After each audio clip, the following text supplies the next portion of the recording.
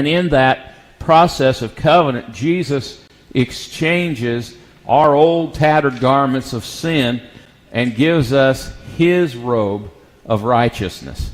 And I just praise him for that tonight. So we're going to go on with our study tonight. We did a pretty extensive review last week, so we're not going to do as extensive a review tonight. We're going to try to get as quickly into our topic as possible. But, just briefly, just kind of to give a foundation, we're going to talk about God's covenant with Abraham tonight. He told Adam and Eve, said, be fruitful and multiply and fill the earth. And then after the flood, he spoke to Noah. He said, be fruitful and multiply and then fill the earth. And so that was part of that first covenant with Adam and with Noah. Tonight, as we study Abraham, we're going to see a slight variation on that. The second thing God gave was a promise of dominion over the earth. He said, subdue the earth. He said, have dominion over the earth and subdue it. He said that both to Adam and he said it to Noah.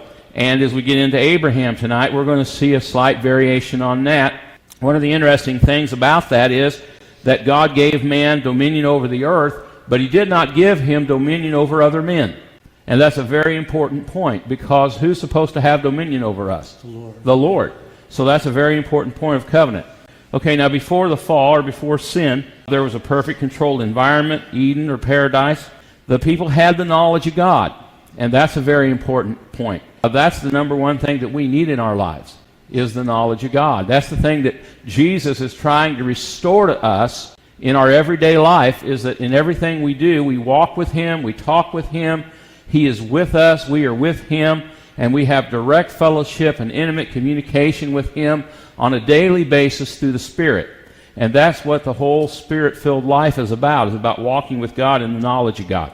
And then they had access to the tree of life, which would enable them to live forever. All right, now after the fall, after sin, they lost a lot of those things. They lost the perfect controlled environment.